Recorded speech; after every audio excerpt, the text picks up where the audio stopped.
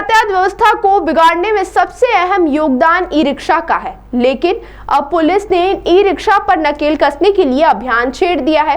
Traffic police के द्वारा सभी ई रिक्शा के रूट तय किए जा रहे हैं, साथ ही अलग अलग जोन के हिसाब से इन्हें बांटा जाएगा। अधिकारी ने बताया कि ऑटो और ई रिक्शा संघ को बैठक के माध्यम से सभी को नियमों की जानकारी दे दी गई है। अब ई रिक्शा चालकों को तय रूट पर ही चलने की अनुमति होगी।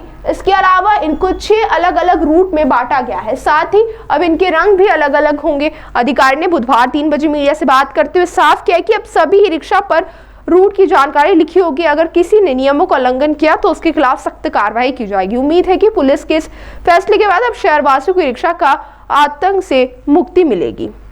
इंदौर शहर में टोटल 10,500 ई रिक्शास है। उसके अभी कोई भी रूट और सेक्टर डिसाइड नहीं, इसीलिए कभी कभी अव्यवस्था बन जाती है और ट्रैफिक के ऊपर भी अननेसेसरी दबाव बढ़ जाती है। इसीलिए हम लोगों ने इंदौर ट्रैफिक पुलिस के द्वारा पूरा शहर को कहाँ पे भीड़ भाड़ की स्थिति ज़्यादा है उस शहर को हम लोग टोटल 6 से 8 सेक्टर के रूप में हम लोग डिवाइड करने के लिए प्लान कर रहे हैं। अभी 1-2 दिन में हम लोग सेक्टर को डिवाइड करेंगे।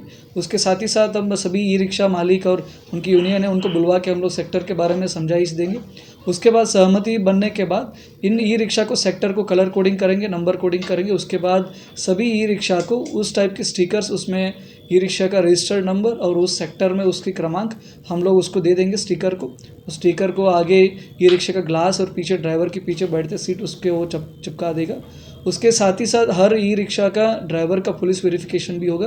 किसी व्यक्ति का ज़्यादा क्रिमिनल रिकॉर्ड है तो उसको हम लोग अलाउ नहीं करेंगे ई रिक्शा चलाने के लिए। इस पूरा कार्रवाई को हम लोग ने अगले 1 महीने में करने के लिए हम लोग प्लान कर रहे हैं। आगे भी हमारा कोशिश जारी रहेगा इंदौर ट्रैफिक का व्यवस्थित कराने के लिए।